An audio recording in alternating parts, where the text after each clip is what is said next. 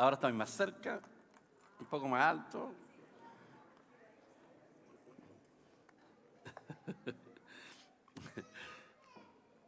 Bueno, gracias al Señor por todos los hermanos que han llegado, porque todavía faltan hartos hermanos, seguramente por los trabajos. Vamos a orar al Señor, amén. ¿Están contentos? ¿Expectantes? Amén. El domingo voy a explicar, porque ahora, para no explicar dos veces, qué es lo que pasa con mi esposa, porque la mayoría de los hermanos no tienen idea de lo que en realidad pasa. ¿Qué es lo que se está haciendo? Pero voy a explicar un poquitito así. Lo de ella es un proceso. Ella tiene ahora entre 5, 6 o 7 días. Le dijeron, puede salir de alta el martes, el miércoles o el jueves. Por ejemplo, a ella la internaron en el hospital para, ahí le van a hacer varias cosas, inyectarle cosas para reproducir algo, que lo que quieren ellos, sacar las células madre, porque ya no hay donante de médula. Entonces le sacan a ella misma las células madre, se las mandan a la clínica alemana, las congelan. 20 millones de pesos sale el dejarlas congeladas ahí por unos días, pero gracias a Dios no lo pagamos, entramos justo al auge hace 2 meses.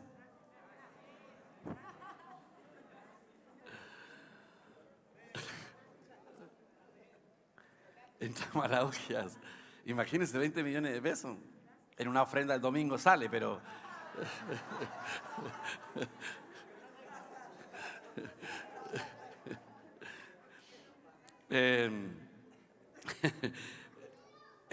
Así que, bueno, estos 7 días a ella la van a tener ahí y le van a extraer las células. Si lo logran el lunes, la dan de alta el martes. Si lo logran el martes, la dan de alta el miércoles, si no el jueves. Y así, no sabemos, ¿ya? Después la van a dar de alta. La van a dar de alta, no sabemos si 1 semana, 2 semanas, 3 semanas, no sabemos. No nos han dicho nada.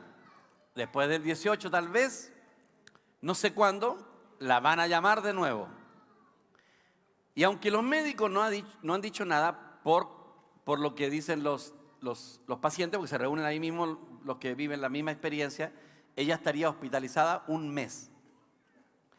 El trasplante medular es una operación progresiva, que por lo menos 1 mes va a estar hospitalizada, nadie la puede ver, solamente una persona en el día, de 3 a 4, por un vidrio. No puede hablar con ella, va a estar aislada 1 mes completo. Entonces, estamos hablando que seguramente la Nadia va a terminar su proceso a fines de octubre. Esperamos. ¿Ven? Así que no me pregunten cómo salió la operación, por favor. ¿Me explico o no? ¿Ya? Yo sé que esto no es fácil de asimilar y entender. Así que pregúntenme nomás, ¿cómo va el ánimo? Bien, ahí está el ánimo. Nada más, ni una cuestión más. ¿Cómo está el ánimo de la pastora? ¿Ya? Confiamos en el Señor. Bueno, oremos a Dios. Señor, te agradecemos por este tiempo. Gracias por los hermanos que están presentes. Gracias por todos los que han podido llegar. Gracias por tus bondades, tus misericordias que son nuevas cada día. Oramos, Señor, por Nadia, mi esposa, que está en el hospital en este momento. Habían algunas complicaciones al principio. Oramos para que todo esto ya haya solucionado, Señor. También para el retorno de la luz que se había cortado, Señor. Queremos que no pierda el ánimo y en el día, en la noche, ella tenga ánimo y pueda dormir tranquila como lo hizo el día de ayer. Señor, que tu paz esté siempre en ella. Que no pueda perder ese gozo ni esa paz de saber que tú estás ahí con ella. Y que todo esto es para prolongación de vida. Gracias, Señor, porque mientras más años vivimos en esta tierra para ti, más valioso y más aporte entregamos al reino. Señor, si no vivimos para ti, en realidad es como que diera lo mismo vivir aquí en esta tierra, pero los que vivimos para ti, Señor, queremos que los días sean prolongados. En el nombre del Señor Jesús, amén y amén. Ya, hermano, para mí es importante porque yo podría cortar este estudio de un solo paraguaso y darle de aquí en 3 semanas más estamos listos. Pero la verdad es que no es la idea, porque además este libro es muy complicado. Vamos a volver a leer los primeros capítulos del 13, por favor, de Apocalipsis. ¿Los hermanos están preparados? Apocalipsis capítulo 13. Vamos a leer de nuevo.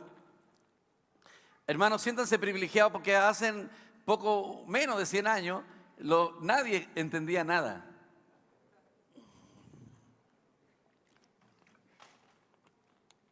Mire, voy a volver a hacer un panorama para que ustedes tengan idea. Cuando la gente habla, ¿han escuchado alguna de las profecías de Nostradamus? Pero no se acuerdan de ninguna, ¿no es cierto? Bueno, no importa, da lo mismo nomás. Que un papa negro, que cuando florezca la rosa roja, son las dos que yo me acuerdo nomás. ¿Ya? Son profecías que no se puede saber si es así o no es así. Que cuando florezca la rosa roja, que el papa negro, profecías que no tienen ni un sentido.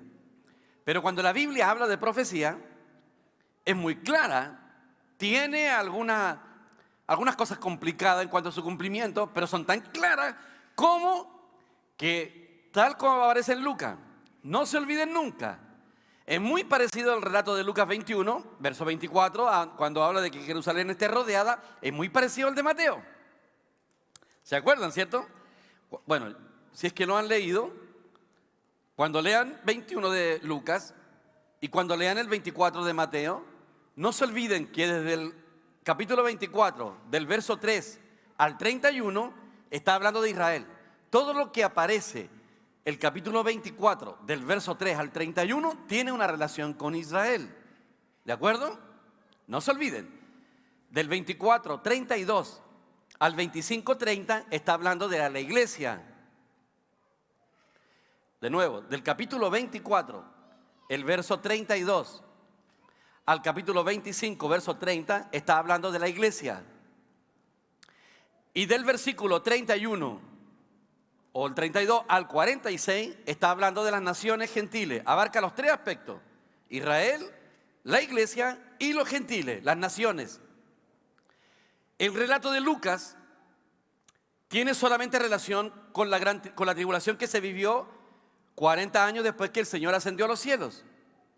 Es parecido al relato de Mateo 24, pero no son lo mismo, porque capítulo 24 de Lucas está hablando que cuando Jerusalén sea rodeada por los gentiles, y toda la gente que vive ahí dice que serán llevados cautivos a todas las naciones, Israel será rodeado, las mujeres serán traspasadas a espada, de aquí este templo no quedará sobre piedra, eso ya se cumplió. Pero el de Mateo 24 no se ha cumplido, porque en el de Mateo 24 está hablando de la gran tribulación, porque dice: cuando veáis la abominación desoladora. Ahí le está hablando el Señor de la abominación desoladora. Si usted lee la Biblia, se van a familiarizar mejor. Cuando lean los textos, familiarícense con la Biblia. Hagan que la Biblia sea su amiga. Y ustedes digan: sí, yo sé de lo que está hablando el pastor, porque anoche no me estaba leyendo el 21 de Lucas y 24 de Mateo. Para poder entender, porque si no va a ser como un jeroglífico todo esto. ¿Ya? Entonces, cuando hablamos de profecía, cuando la Biblia habla de profecía, la Biblia es clara. Por ejemplo, todas las profecías que aparecieron acerca del Señor Jesús se cumplieron cabalmente. Incluso que sería muerto, que sería crucificado en un madero, que sería crucificado entre los dos ladrones, que lo pondrían en una sepultura de rico, que le darían a beber vinagre en lugar de agua. Todas esas cosas estaban profetizadas. ¿Y saben lo que dijeron ellos? Que el Señor Jesús deliberadamente trató de cumplir esas profecías para que creyeran que era el Mesías. Pero hay cuestiones que no tienen nada que ver con el Señor. Pues ¿cómo Él iba a deliberar que dos ladrones iban a estar crucificados con Él, que lo iban a enterrar en una sepultura de rico? Esas cosas no estaban. Que le iban a dar a beber vinagre con mirra en lugar de que lo iban a traspasar su costado. ¿Cómo eso lo iba el Señor deliberadamente a hacer? Bueno, ahora, en esta época en la que vivimos, habla de profecías del final de los tiempos, que en los últimos tiempos la ciencia sería aumentada. La ciencia. Hace 100 años andaban en carros tirados por caballos, igual que Faraón hace 3.000, 4.000, 5.000 años atrás. No había ni un avance. Pero en esta época en que vivimos, esto es una cosa de loco. Yo creo que Bernardo Higgins jamás en la vida se imaginó que iba a mandar con celular. Televisor, era una cuestión loca. Y que los hombres andarán de aquí para allá. O sea, en un día estás en Europa, al día siguiente estás acá. Un día estás en Estados Unidos, al día siguiente puedes regresarte acá. La gente puede viajar de una manera impresionante que antes se demoraban meses. ¿Se acuerdan que les conté que cuando Pedro de Valdivia mandó a buscar refuerzos a Perú, se demoraron 2 años en ir y volver? 2 años. La Jenny fue a Perú hace unos días atrás. ¿En cuánto te demoraste en ir? ¿Te fuiste en bus, en avión? ¿Te fuiste caminando? Ah, en avión. 3 horas, hermano. En 3 horas estaba allá y 3 horas de viaje se vino de vuelta. O sea, en 6 horas. Si ya se pudiera haber ido en la mañana, almuerza con su familia y en la tarde se regresa y está acá. ¿Cómo podía imaginar si en la época de Pedro Valdivia se demoró 2 años el tipo en buscar los refuerzos? 2 años. Bueno, cuando el Señor habló de habla de profecía, está hablando de profecías que realmente se cumplieron, que se cumplen, claras. Por ejemplo, vamos a seguir, que Jerusalén sería llevado cautivo a todas las naciones y que llegaría el tiempo final que Israel recuperaría su nación. ¿Esa profecía no es clara? Que Israel recuperaría su nación, esa profecía, o sea, Jerusalén, ¿no es clara? Que haría florecer el desierto, ¿no es clara? Profecías increíblemente claras. Bien, el renacimiento del Imperio Romano. Yo quiero, antes de seguir con el Anticristo, quiero que mostremos algo. Germán, muestra primero lo que abarcaba el Imperio Romano. ¿Lo tienen?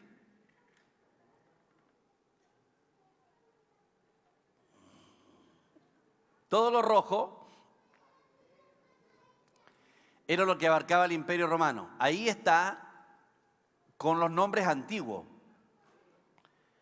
Italia sí aparece con su nombre ahí. No sé si España, dice Hispania. Sí, sí está actualizado. Aunque España existía, en la época de Cristo ya existía España, porque Pablo fue a España, no alcanzó a llegar. Italia, Macedonia, Dalmacia, Alta Grecia, estas partes de África, acá. Parte del África tomó, Arabia Saudita, todas esas partes de Arabia, y aquí está Egipto, no traje el puntero. Toda la Mesopotamia, donde estaban los imperios hasta el Golfo Pérsico, todo el Mediterráneo, es el mar del medio, es el mar Mediterráneo. Cuando la Biblia habla del mar, es el mar Mediterráneo. Después está todo el Asia ahí, donde hoy día está Turquía. Ahí se plantaron las 7 iglesias en Asia. Tenía que haber traído el puntero. ¿Me esperan? No lo voy a encontrar. Espero encontrarlo yo. Hermano, conversen entre ustedes, por favor, un ratito.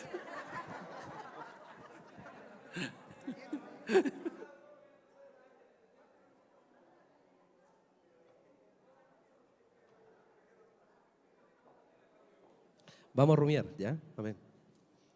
Me gustó la parte cuando el pastor mostró un mapa.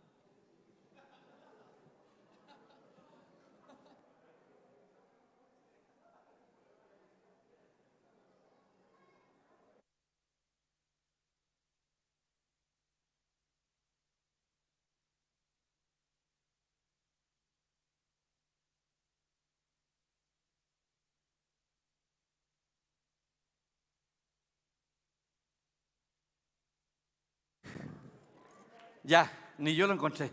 No sé, aquí está. No, el mapa me dicen recién que es del año 117 antes de Cristo. O sea, el Imperio Romano tenía breve tiempo. Fue uno de los imperios más prolongados. Entonces, ahí está Egipto. Esa es la península del Sinaí.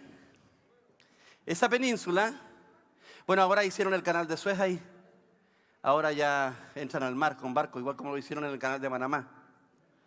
Y en esa parte, aquí cruzaron los israelitas, el Mar Rojo. Este es el desierto en la península del Sinaí. Se agotó la pena.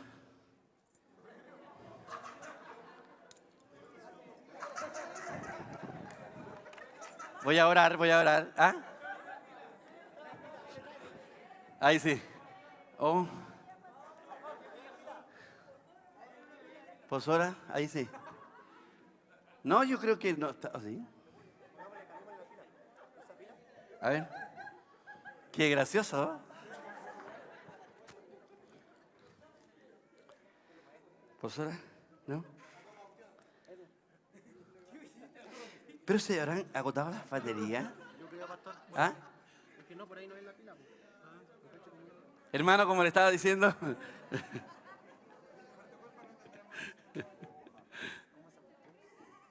Pero sirvió para despertarlo, ¿cierto? Sí, es que es una pila enorme.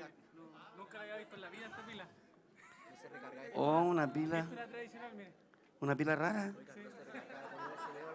¿Ah? No sé. ¿Tienen? Ahí sí. Ahí sí que no. Ahí sí. Ah, ya, miren. Ya, ahí está la península del Sinaí. Por ahí cruzaron los israelitas. Todo eso abarcaba el Imperio Romano. Ahí cruzaron los israelitas y después llegaron a la tierra de Palestina. Ese que está ahí es el mar de Galilea. Y ahí está Jerusalén. Ya, por aquí estaba Sodoma y Gomorra. Ya, todo eso está aquí. Por aquí estaba Siria, Irán, Turquía, o sea, Irak.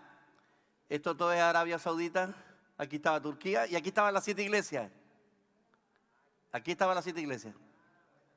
Toda esa parte estaban las 7 iglesias. En la parte del Asia, ¿ya? Ahí estaban las 7 iglesias. Después, todo esto hablaba en el griego. Dios preparó el camino para la evangelización con el idioma griego. Y ahí en esta isla, si no me equivoco, era la isla Chipre. A ver. Ah, se echó. Ya. Algo está confabulando contra mi geografía, Dios mío, me está luciendo. ¿Ah? Ya no importa, ya conocen la bota, ahí está Italia, el de acá es Grecia, ahí está Macedonia, la carta a los filipenses está ahí, por ahí, porque eran ellos los griegos, pues, los filipenses, el tesalonicense, todas esas iglesias esa iglesia estaba ahí.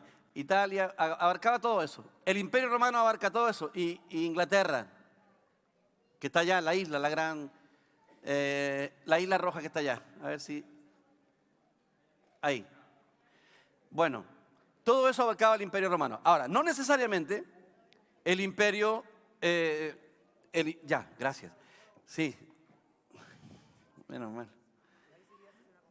Sin embargo, no necesariamente, o sea, aquí está lo extraordinario que queríamos hablar, porque cuando habla Israel, habla la profecía de que el Imperio Romano, está acá un príncipe que está representado por las dos piernas de barro mezclada con hierro, eso tiene que ver con el Imperio Romano. Y entonces dice que este imperio destruirá la ciudad y el santuario, y eso fue lo que hizo en el año 70, ¿ya? Y después dice, y por otra semana, eso significa que cuando se cumplieron las 83 semanas y se quita la vida al Mesías, faltaban 7 años.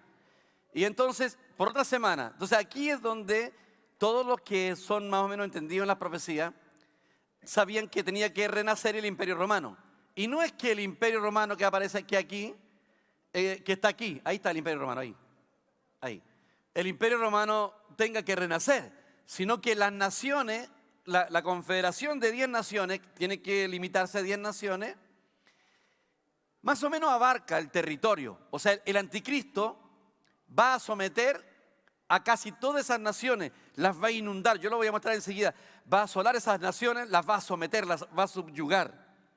Esas 10 naciones tienen que ver solamente con Europa y abarca Grecia, de donde creemos que viene el anticristo, porque la Biblia lo habla en el capítulo 8, dice que de los 4, ustedes saben que Alejandro el Grande, él fue el tercer imperio, primero el persa, después el babilónico, no, primero el babilónico con Nabucodonosor, después el imperio persa y después vino el imperio griego, que cuando Alejandro se murió como en el año 33 años más o menos, se dividió en 4 y de uno de esos cuernos aparece el anticristo. El anticristo debe ser griego, ya, de aquí. Y bueno, este es la bestia que sale del mar y habla del mar Mediterráneo, este es el mar Mediterráneo.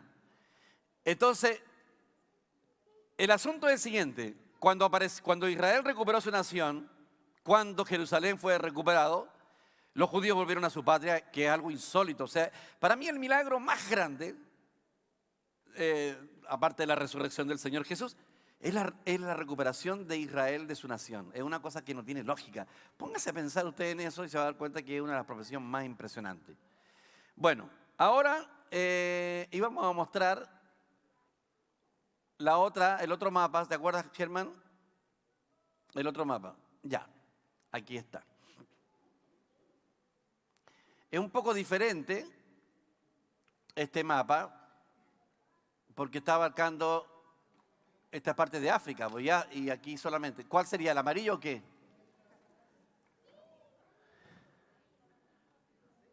Los rojitos, Israel. ¿Te refieres a Israel? Ya.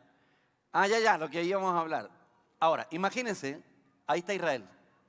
Todo lo verde son naciones que odian a Israel.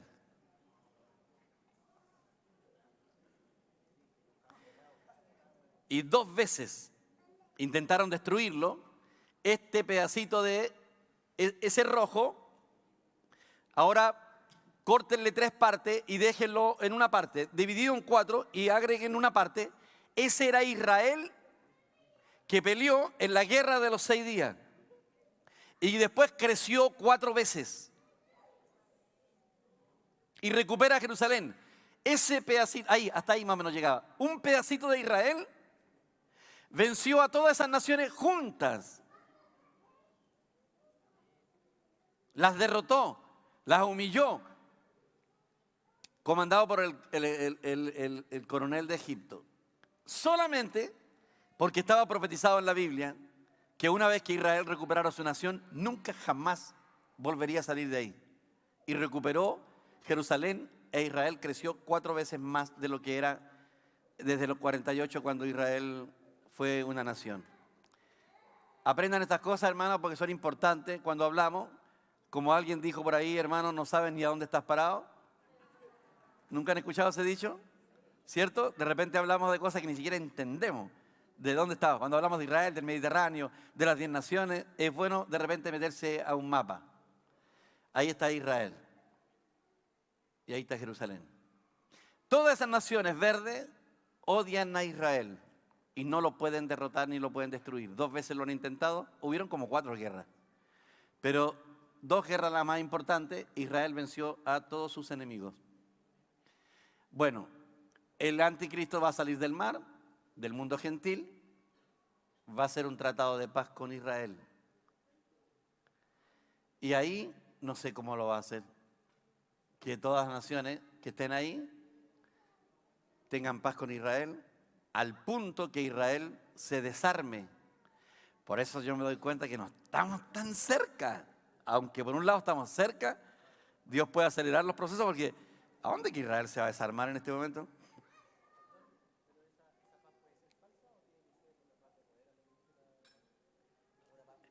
No hay micrófono, ¿cierto? No, ahí está. ¿Esa paz de la que habla puede ser una paz falsa igual o no? ¿O lo que está profetizado es que va a ser una paz así verdadera? ¿O una paz, puede ser una paz política o una paz declarada nomás? Es una paz falsa por 2 razones. Porque, bueno, primero el anticristo no es el verdadero anticristo, es el anticristo, pero él se pone malo cuando es poseído por el espíritu de Nerón. Porque después de la resurrección, los primeros 3 años y medio, ese anticristo no es tan malo. Es genial, es antidios y todo lo que se quiera, pero no es tan feroz, ni tan atractivo, ni tan atrayente, lo voy a mostrar enseguida, como el que va a aparecer después de la resurrección, cuando sea poseído por Nerón. ¿Y sabe por qué? Bueno, después lo voy a, para no adelantarme. Entonces, por eso el Señor dijo, cuando digan paz y seguridad, vendrá sobre ellos destrucción repentina. Acuérdese que lo que aparece en Tesalonicenses, el capítulo 4, hoy aparece. Cuando digan paz y seguridad, vendrá sobre ellos destrucción repentina. Es falsa porque Rusia con Arabia Saudita, Irán, Turquía y Libia. Esos se van a poner de acuerdo para atacar a Israel en el periodo ese, en la mitad. Y después ya vienen todos los otros a pelear y a destruir Jerusalén. Bueno, ahí hay una guerra que viene del oriente a pelear no solamente contra el anticristo también. Israel y el anticristo ya después de los 3 años y medio va a empezar a invadir las naciones, incluyendo Israel. Así que imagínense, eso es Israel comparado con todo lo verde que son los países musulmanes, que odian a Israel. Ahí está. ¿Le gustaría vivir ahí?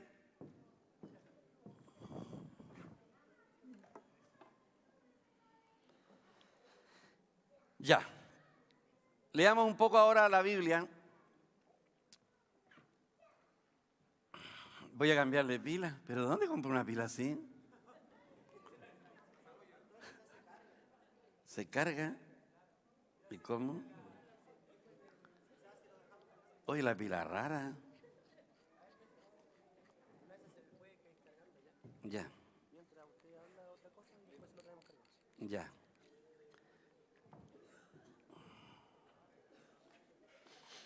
Ya, veamos el Apocalipsis, el capítulo 13, por favor. Ya, me paré, para leerlo de nuevo, porque lo hemos leído, me paré sobre la arena del mar y vi subir al mar una bestia que tenía 7 cabezas y 10 cuernos. 7 cabezas, lo vamos a explicar más adelante, porque el Imperio Romano, aunque tuvo 10 césares en su totalidad, 7 son los que sobresalen. Entonces, dice, me paré sobre la arena del mar y vi subir del mar una bestia, esta bestia del anticristo, que tenía 7 cabezas, se refiere a los 7 césares, y 10 cuernos, se refiere a las 10 naciones, que son representadas también en el capítulo 2 de Daniel por los dedos de los pies de la estatua, ¿se acuerdan?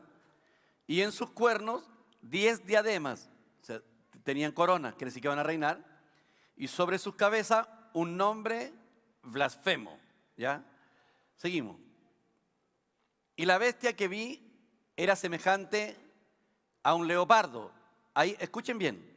¿Por qué dice un leopardo? Porque el imperio griego, con Alejandro Magno, está simbolizado por el leopardo. Era muy rápido. O sea, Alejandro Magno conquistó muy rápidamente, más que cualquier otro. Entonces tiene como simbología a un leopardo. Eso significa que el anticristo tendría que ser griego. Sus pies como de oso está simbolizado por el imperio babilónico, el imperio persa, y como boca de león por el imperio babilónico, y el dragón le dio su poder y su trono y grande autoridad a la bestia que proviene del imperio romano renacido. Es muy difícil lo que estoy diciendo, ¿lo van captando?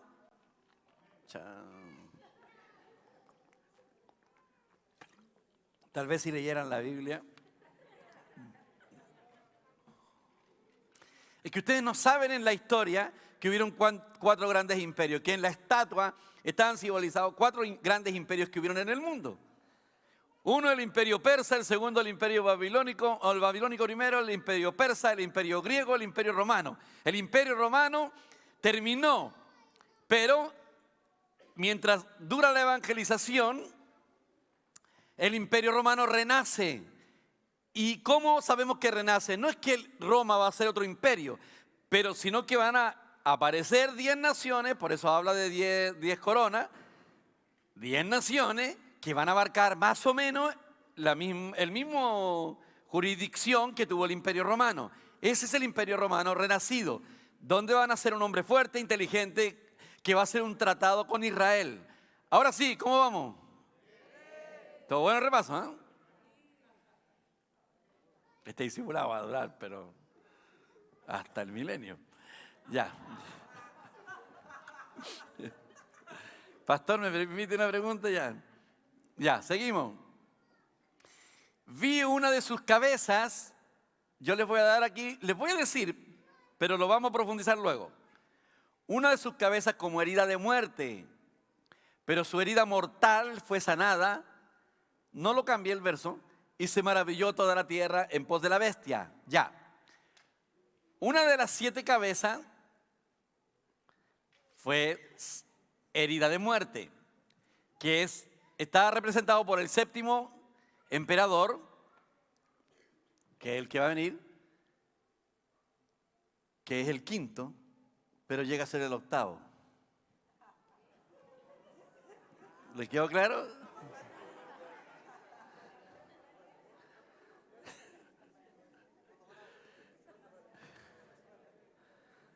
Ya, de nuevo. Una de sus heridas fue mortal y se maravillaba. Una de sus cabezas como herida de muerte. Bueno, ese es el séptimo César, que va a estar reinando en el anticristo, que va a ser el tratado de paz con Israel. El sexto, que es el quinto, y llega a ser el octavo. Pero espérense. El séptimo César va a ser herido de muerte. Esto va a pasar cuando él haga el tratado de paz con Israel. En 3 años y medio más, él va a ser herido de muerte. Alguien, no sabemos, en un atentado como lo hicieron con el Papa, lo van a herir de muerte. Cuando él resucite, el quinto César, que está su espíritu, que es el de Nerón, está guardado. Lo voy a explicar un poquito mejor después, pero para que tengan una idea y ya se vayan familiarizando. Va a entrar en el séptimo emperador y ahora ya no será el mismo y se convertirá en el octavo. ¿Ahora sí?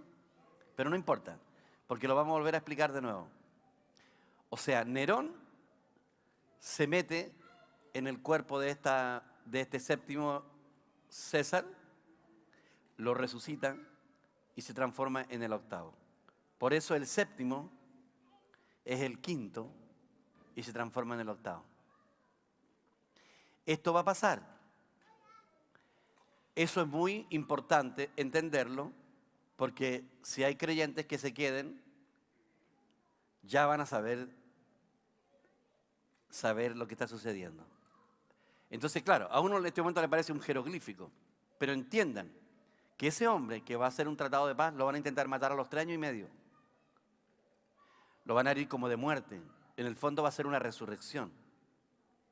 Y ahí es donde se va a poner malo el anticristo. ¿Eh? No. ¿Que si No. resucita solo o si lo van a resucitar? Lo van a resucitar. Lo voy a explicar enseguida. Ay. Lo van a resucitar. Bueno, voy a avanzar un poquito. Esto era para que se familiaricen un poco, porque yo sé que estas cuestiones son, y usted dirá, ¿para qué me enseña estas cuestiones si no? Pero bueno, ya me metí ya. Ya. El anticristo, pon 2 Tesalonicenses capítulo 2, versículo 3 al 10. Será llamado el hombre de pecado. Estamos viviendo en una época impresionante en la historia de la humanidad. Porque hoy día hay muchas cosas que son normales. Todos ustedes nacieron en un país con olor a ajo, en un mundo con olor a ajo. No lo notan, porque tiene olor a ajo.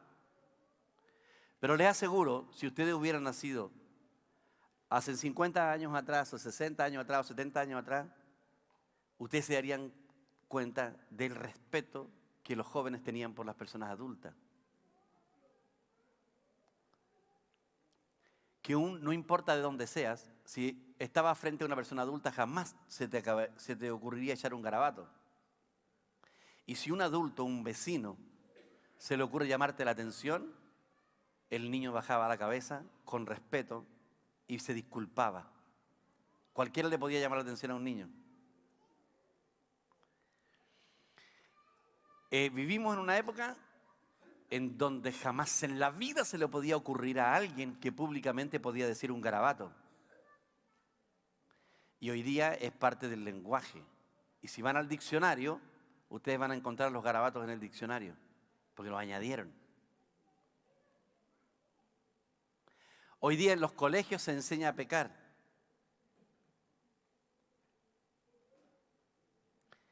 Y este hombre de pecado, más adelante se van a dar cuenta que va a cambiar los tiempos, la ley. Y bueno, sigamos. Dice 2 Tesalonicenses, nadie os engañe en ninguna manera, porque no vendrá sin que antes venga la apostasía y se manifieste el hombre de pecado, el hijo de perdición. Espérense. ¿Por qué dice eso? Aquí este es un complejo versículo para todos aquellos que creen que el anticristo viene al principio de los 7 años y pensaron que el Señor ya había venido. Entonces Pablo dice, nadie se engañe, porque el Señor no va a venir en el rapto sin que primero venga el anticristo. O sea, todo creyente que esté vivo va a tener que conocer al anticristo. Si está vivo, lo va a conocer. Y ahí dice claramente, nadie os engañe en ninguna manera, porque no vendrá sin que venga, que antes venga la apostasía y se manifieste el hombre de pecado, el hijo de perdición. Ahora escuchen bien, este versículo, la gente ni siquiera se imagina, los creyentes, cómo han apostatado. Yo diría que más del 90% de la iglesia está en apostasía, porque apostasía no significa que el creyente se vuelve y niega la fe en Jesucristo, no. Ellos siguen confesando a Cristo.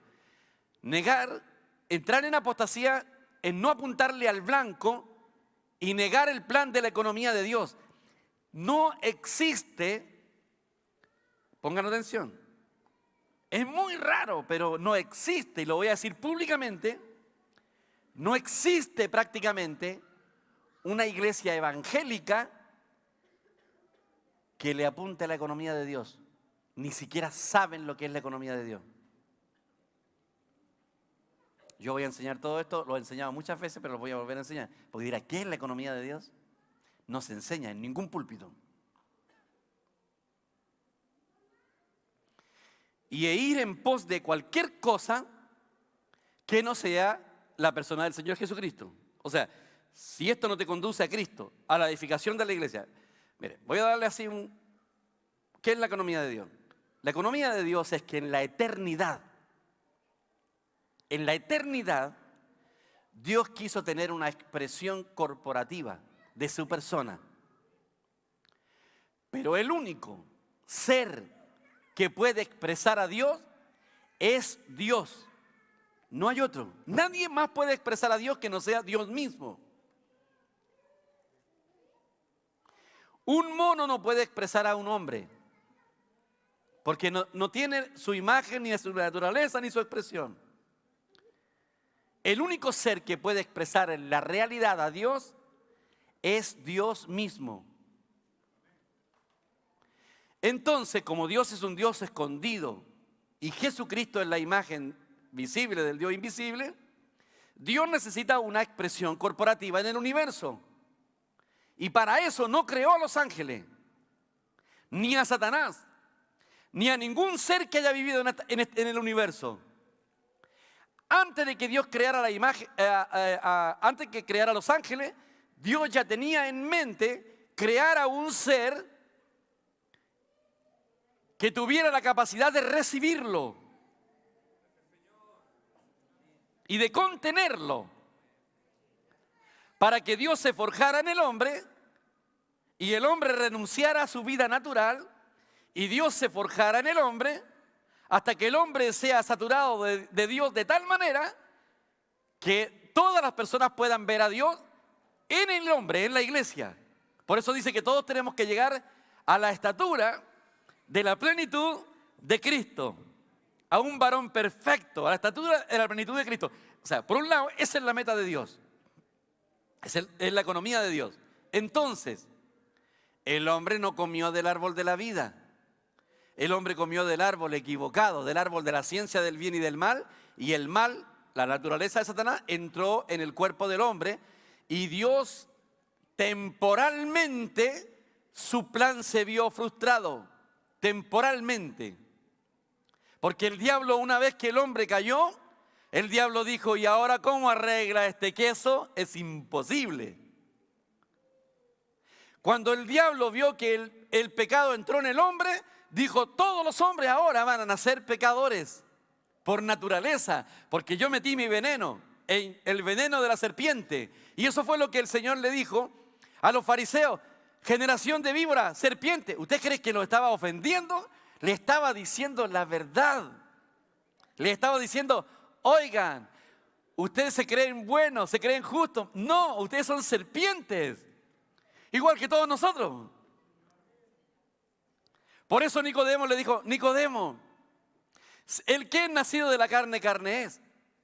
El que es nacido del Espíritu, Espíritu es. Y luego le menciona a Nicodemo el Señor. Así como Moisés levantó la serpiente en el desierto, es necesario que el Hijo del Hombre sea levantado. ¿Qué fue lo que le dijo el Señor a Nicodemo? Nicodemo, no importa cuán bueno seas, eres una serpiente. Fuiste mordido por la serpiente y necesitas nacer de nuevo.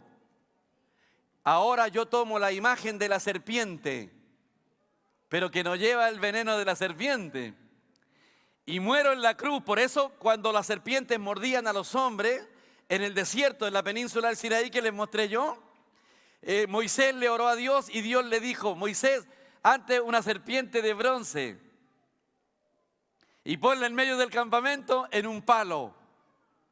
Y cuando alguien lo muerda a la serpiente, mire la cruz y el veneno se le irá. Y ellos dijeron: esto es ridículo. Pero ellos vivían en el desierto, debajo de las carpas, en la arena, se metían la serpiente, mordían a las personas que estaban durmiendo, a los niños. La mortandad era inmensa.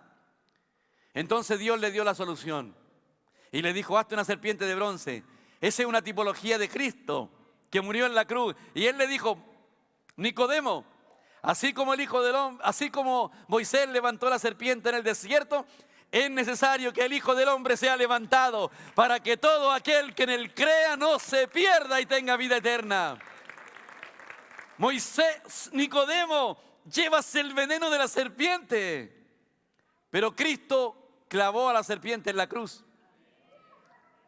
Deben nacer de nuevo. Ahora, la meta de Dios, cuando el hombre se convierte, es que el hombre ahora coma del árbol de la vida. Está en la persona de Cristo. Ahora el árbol de la vida está en Cristo.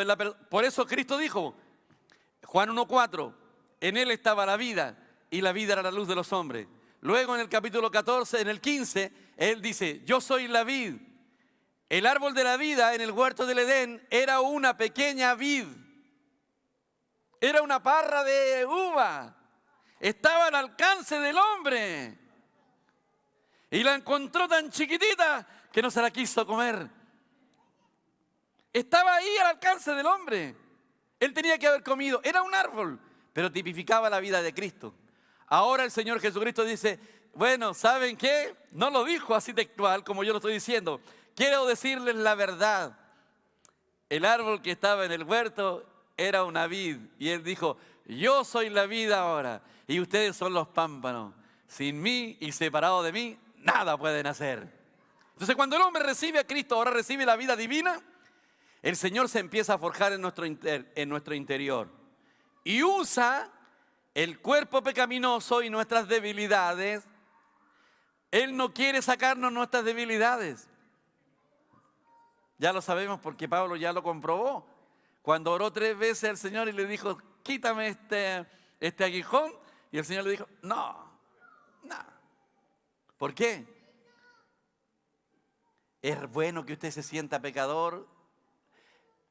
Un día usted se siente en la gloria. Oh, aleluya. Usted siente la unción del Espíritu Santo. ¿Por qué Dios me usa?, dice usted. Y al día siguiente usted tuvo pensamientos, hasta tuvo sueños cochinos. Y anda mal y anda enojado. Se peleó con el jefe, peleó con la esposa. Y se siente, aleluya.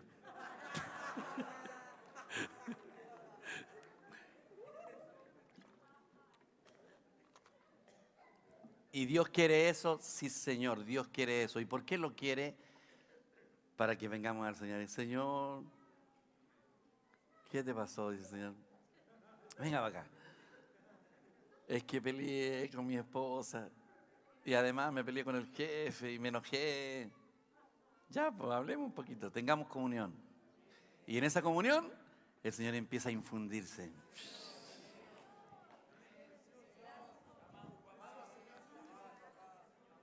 Lo que nosotros miramos como algo negativo, el Señor le dice: no, Pablo, el aguijón está bien, dice. Mi poder se muestra mejor cuando estás débil. Entonces la debilidad nuestra es una desgracia. Para Dios es una oportunidad.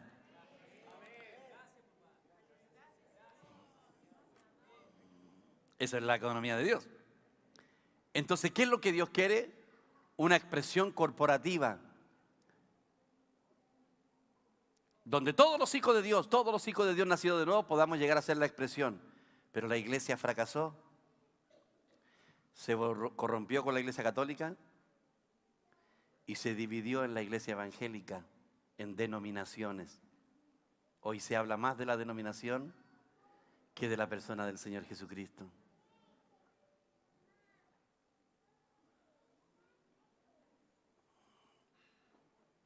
Y el Señor dijo, que sean uno, oh Padre, como tú y yo somos uno. Y ya empezó en Corintios, cuando se empezaron a dividir. Yo soy de Pablo, yo soy de Cefa, yo de Apolo. No, hoy día no es así. Yo soy asambleísta, yo soy cuadrangular, yo soy pentecostal, yo soy bautista. El Señor aborrece tanto eso que a los corintios les dijo, algunos de ustedes están enfermos, débiles, enfermos y algunos muertos. ¿Por qué? Como juicio, como castigo. Búsquenlo en el capítulo 11 de Primera de Corintios, en el verso 32 en adelante. Y les dice, porque no supieron discernir el cuerpo de Cristo. ¿Cómo se llama esta iglesia, hermano? Cuando la gente llega aquí, ¿cómo se llama esta iglesia? Yo no digo nada. Esta iglesia está en la Plaza Chacabuco.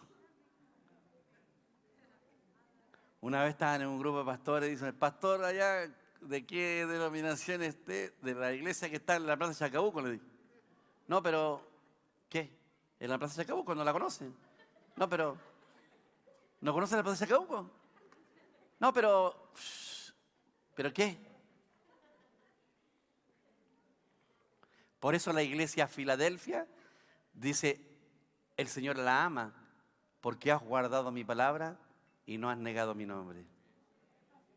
Negar el nombre de Cristo es ponerse un nombre sobre la cabeza que no sea el nombre de Cristo. Cuando alguien me pregunta, ¿quién eres tú? Soy cristiano, amo al Señor Jesús. Sí, pero ¿y? ¿A querer el apellido? Porque la gente encuentra anormal que tú no digas si eres pentecostal, eres bautista o eres aliancista, lo encuentran anormal. Estoy valiente hoy día.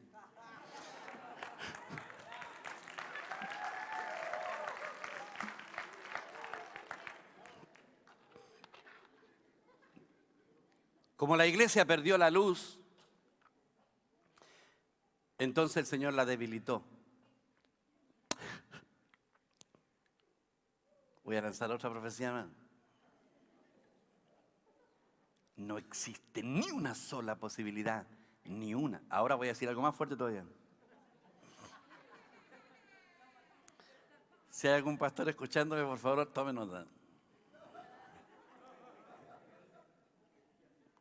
Los desafío a orar y ayunar por 10 años y no verán ni un resultado. ¿Por qué?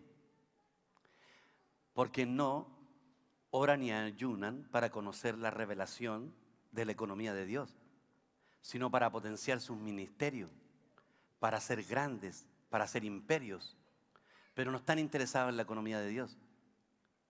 ¿Cuál era la meta de Pablo? La única meta de Pablo, ya les voy a enseñar mucho más de esto, la meta de Pablo era una sola, que la iglesia fuera edificada. ¿Cómo se edifica la iglesia? Con la vida misma de Cristo. El Cristo que yo he disfrutado, se lo imparto a mi hermano. Por eso hacemos que los hermanos rumien la palabra. Que los hermanos se ministren uno a otro según Cristo. Y el creyente va creciendo. Por eso ustedes, que han conocido la economía de Dios, no se pueden separar de mí. Ni de Chacabuco. No se pueden. Hay una sola forma que ustedes se puedan separar. Que ustedes no hayan conocido la economía de Dios, porque no entienden la diferencia.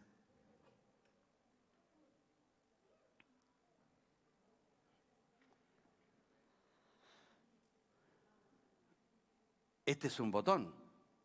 Si Pablo viniera y nos empezara a predicar hoy día, bueno, primero lloraría el Pablo, mucho, mucho, mucho. Y no lo podría creer en qué se convirtió la iglesia. Y la iglesia perdió y cayó en confusión. Hoy día la iglesia evangélica, que es la más cercana comparado con la iglesia católica, siempre están buscando un avivamiento que nunca llegará.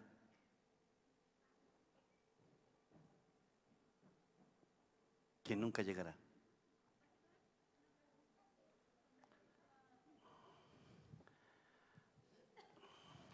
Con respecto a lo que hablaba de la serpiente y de lo que está hablando ahora.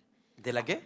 De la serpiente. Ya. Lo que pasa es que también hay un paralelismo de esto de Moisés.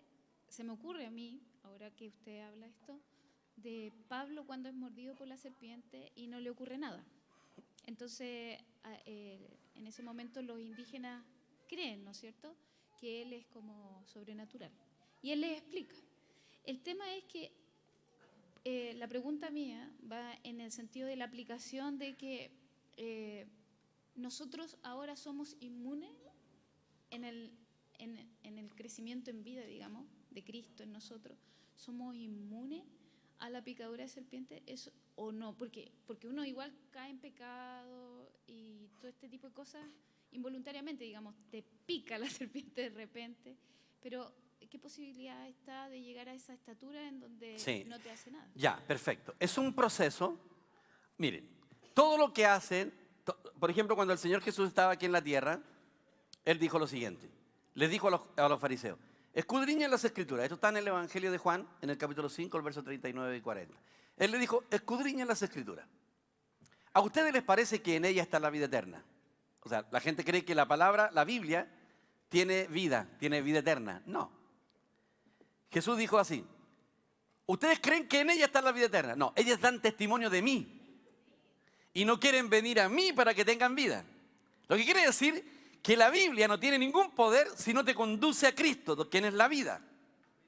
Él nos puso en Cristo ya, ahora estamos en Cristo. Él ya nos vacunó contra el veneno de la serpiente. Pero para eso tenemos que permanecer en Cristo. Y como es gradual, no podemos estar al 100% seguros que estamos en Cristo. En la experiencia, en cuanto a la vida, ya estamos. Dios ya nos puso, nadie nos puede sacar de Cristo. Pero en cuanto a la experiencia, tenemos que volvernos a Cristo. Entonces, cada vez que nos desenfocamos, por ejemplo, si nosotros vamos a algo que no es Cristo, o nuestras emociones van sobre algo, ya se vuelve idolatría. Todo aquello que yo deseo que no sea en el Señor ya es una idolatría. Si yo deseo tener un auto y me salgo de Cristo, no espero en Cristo, ya es idolatría ese desear ese auto. Y eso nos pasa a todos, así que no me vengan a decir que no. Queremos cosas y no nos atrevemos ni a orar por esas cosas porque tenemos miedo que el Señor nos diga no, todavía no. Por eso yo les digo siempre a los hermanos, cálmate, pastor, estoy orando por este proyecto y quiero que me funcione este proyecto. Tranquilízate, si es de Dios, nadie podrá impedirlo. Si no es de Dios, espera tranquilo. Yo lo he visto en la experiencia. No digo que esté uno completo ni todo, hay muchas cosas que de repente te crean ansiedad, pero confiamos de que lo que viene del Señor. Entonces, cuando nosotros vamos en pos de algo que nos da ansiedad, ya nos salimos de Cristo. Y ahí el veneno de la serpiente hace su efecto. Entonces, ¿qué es lo que hace el diablo hoy día? Miren, escuché una declaración impresionante. Benny Hinn, no sé si han visto el chismógrafo, el Facebook, ¿no? Anda circulando. Benny Hinn se arrepiente de haber predicado de la doctrina de la prosperidad. Pide perdón. Dice que por un tiempo se empezó a inquietar, no sé cómo, pero el Señor lo empezó a tratar, y se dio cuenta que era una verdadera herejía. Y algunos le hacen comentarios y le dicen, y si es así, ¿cómo es que te hiciste tan millonario? Y él dice que él se ha ido despojando de su riqueza, y si alguien lo conociera personalmente se daría cuenta que ya no vive con las riquezas que vivía, porque era una cosa impresionante. La doctrina de la prosperidad es lo más asqueroso que puede haber. Sin embargo, cuando nosotros buscamos al Señor, la prosperidad viene, pero no porque vamos en pos de la prosperidad, ni vamos en pos de un milagro, ni vamos en pos de esto. Estas cosas nos siguen a nosotros. Todas esas cosas son un desenfoque. el Señor quiere, por eso Dios quiere que todos hablen dentro de la iglesia. Vamos a volver a tocar porque yo sé que la mayor parte de ustedes no hay que volver otra vez a reenfocarnos. Y lo vamos a hacer, pero no lo podemos hacer todo en un día. Entonces, cuando no entendemos el plan de la economía de Dios y que la iglesia sea una, que la iglesia tiene que llegar a ser la expresión de Dios corporativamente, cosa que el universo entero ve a Dios a través de la iglesia. Eso es lo que dice la Escritura. Que la Nueva Jerusalén celestial no era una ciudad como nos decían. La Nueva Jerusalén celestial está compuesta de todos los creyentes que nacieron siendo barro, que se transformaron en piedra, según Pedro, y según el capítulo 5:4, tenemos que llegar a tener la misma expresión que Dios, que era la expresión de Dios es el jaspe. Y la Nueva Jerusalén que desciende del cielo en el capítulo 21 de Apocalipsis, el verso 11, tiene la expresión del jaspe. O sea, todos nosotros vamos a ser la Nueva Jerusalén celestial. Todos nosotros somos una piedra que conforman la Nueva Jerusalén celestial y tenemos la misma expresión de Dios. Esa es la meta. Dice Romanos capítulo 8, el versículo 29, 30. Dice que la meta de Dios es forjar la imagen hasta que todo lleguemos nosotros a decir lo que Cristo dijo. Muéstranos a Dios. ¿Y qué es lo que dijo Cristo? El que me ve a mí, lo ha visto. No es que nosotros seamos Dios, sino que Dios se nos metió dentro.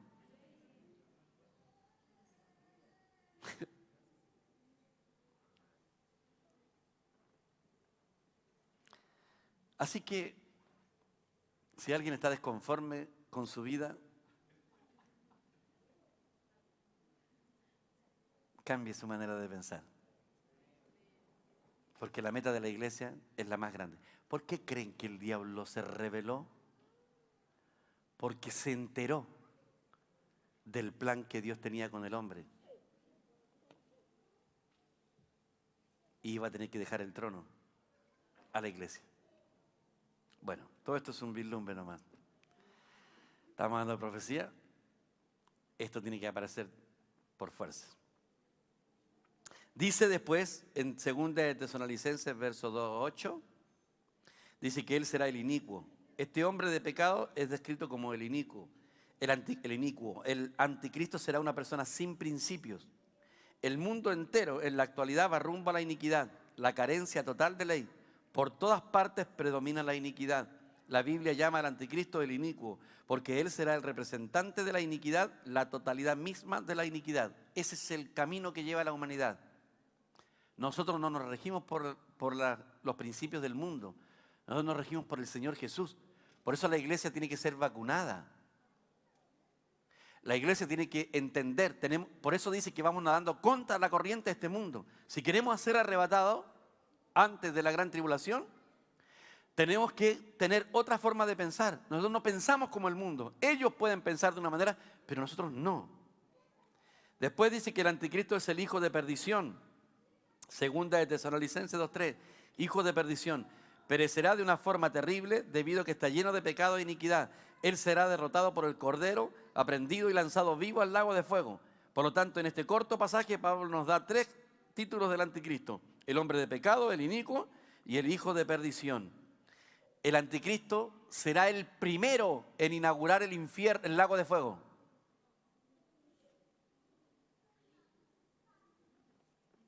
Él lo va a inaugurar, primero que el diablo. Un hombre que se entregó de lleno a Satanás, como lo hizo Judas. Judas nunca amó al Señor Jesús. Siempre lo menospreció, a pesar de todo lo que vio. Y dejó que Satanás llenara su corazón. Imagínense un hombre que estuvo al lado del Señor, que vio los milagros, que lo vio como persona, lo vio todo lo que hizo. El diablo se apoderó de Judas.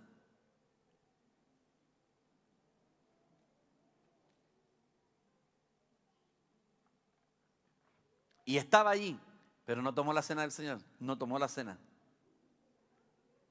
Porque después que el diablo se fue, ellos estaban comiendo, el que moja el pan conmigo, pero después que se fue, el Señor tomó la copa y compartió con sus discípulos. Judas no estaba presente en la cena del Señor. Pónganse contentos cuando tomamos la cena del Señor. El que no come pan y no toma la copa no tiene parte conmigo. Entonces hay muchos hermanos que, no, hermano, yo paso, dicen. No saben lo que están haciendo. Hay hermanos que no quieren tomar la cena. Es lo mismo que estoy, no, yo no voy a ir a las bodas del Cordero, no, paso.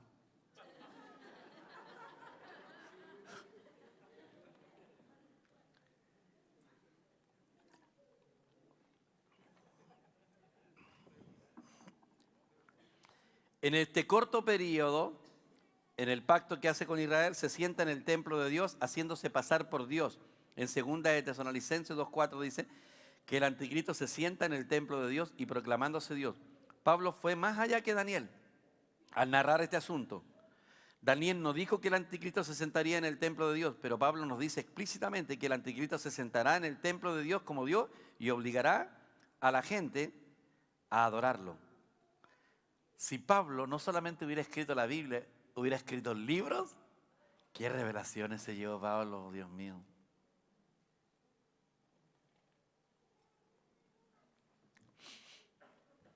Bueno, no es mucho lo que pueden saber algunos de ustedes, pero yo fui seguidor del hermano Washmani, de los escritos de Pablo, de Washmani, y cuando supe que Washmani había muerto, que lo encerraron a los 52 años en la cárcel y murió a los 72 de una enfermedad que lo acompañó durante toda su vida, yo lloré amargamente. Lloré desconsoladamente cuando terminé de leer ese libro porque dije, cuánta riqueza y cuánta sabiduría este hombre se llevó. Y después cuando supe que habían muchos libros escritos y que sí se habían conservado los escritos y otros habían seguido los estudios vida para extraer toda la riqueza, yo fui el hombre más feliz de la tierra.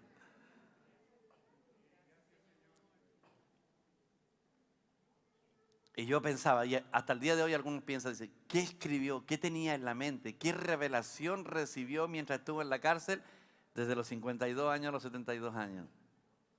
Una vez al mes su esposa lo podía ver. Era la única persona que lo podía ver. ¿Cuánta revelación? Y Pablo tenía revelación de cosas que no las vio en el Antiguo Testamento. Casi todo lo que Pablo escribió era una figura del Antiguo Testamento.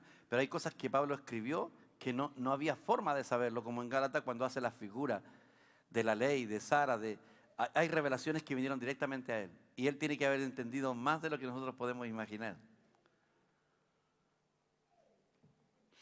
Después dice en 2 de Tesalonicenses 2, 9 y 10, viene por obra de Satanás con todo poder, señales y prodigios mentirosos y con engaño e injusticia. Inicuo cuyo advenimiento es conforme a la obra de Satanás, con poder, señales y prodigios de mentira y con todo engaño de injusticia entre los que perecen. El advenimiento del anticristo concordará con la obra de Satanás.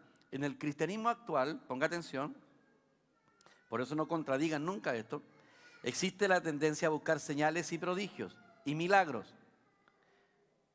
Pero debemos tener cuidado con eso. Ahora, quiero que entiendan, por favor, porque debo explicarlo muchas veces esto. Nosotros como iglesia cristiana, ¿creemos en los milagros? ¿Oramos por ellos? Bien. Pero no andamos detrás de ellos. Oramos cuando hay necesidad.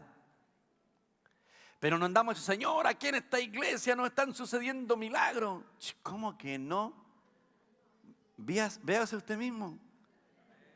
¿Tenía alguna posibilidad de estar acá?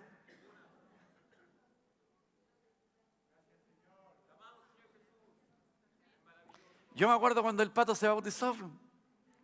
Ya lo habíamos bautizado a todos.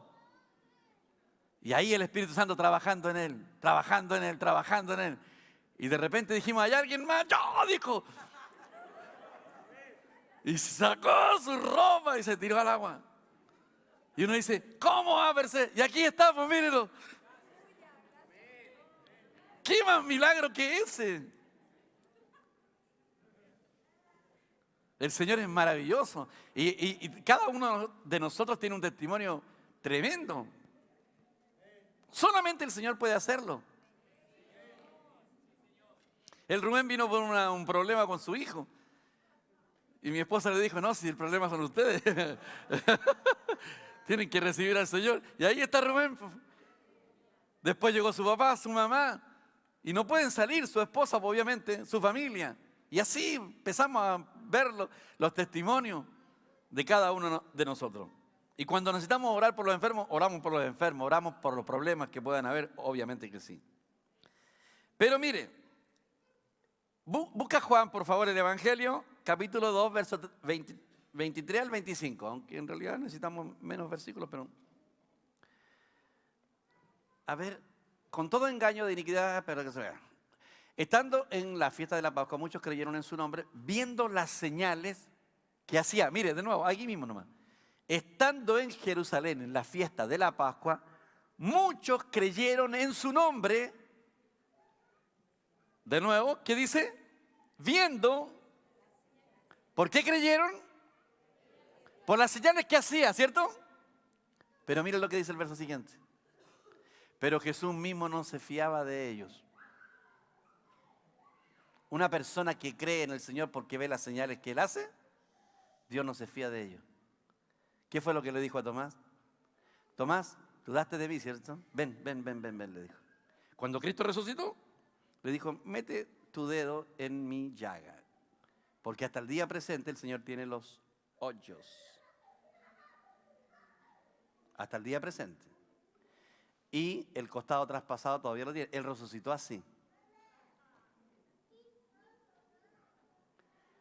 Para que nunca en la eternidad nos olvidemos lo que el Señor hizo por nosotros. Si usted se acerca al Señor y los va a tocar, se va a recordar. Tal vez no va a llorar de tristeza, pero va a llorar de alegría.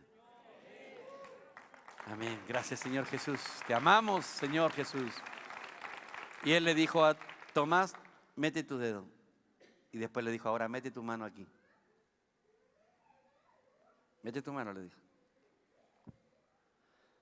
Y Él le dijo, Señor mío y Dios mío. Y Él le dijo, porque vistes, creíste. Más bienaventurado nosotros. Amén. Gracias, Señor Jesús. Queda un minuto. Te amamos, Señor Jesús. Te amamos. Te amamos, Señor Jesús. Gracias, Señor, eres maravilloso. Te amamos, papito. Gracias, Señor. Amén. Amén. ¿Sí? ¿Qué hacer una? No grabé, pero no importa porque están grabando la Candy en 2 formatos. Entonces me lo manda en los 2 formatos y así que no hay problema, estamos asegurados. Gracias. Tarde te acordaste. Pero no, si está, ella graba ahora en 2 formatos. Sí, graba en 2 formatos. Hermano, Dios les bendiga. Vamos a cantar un canto.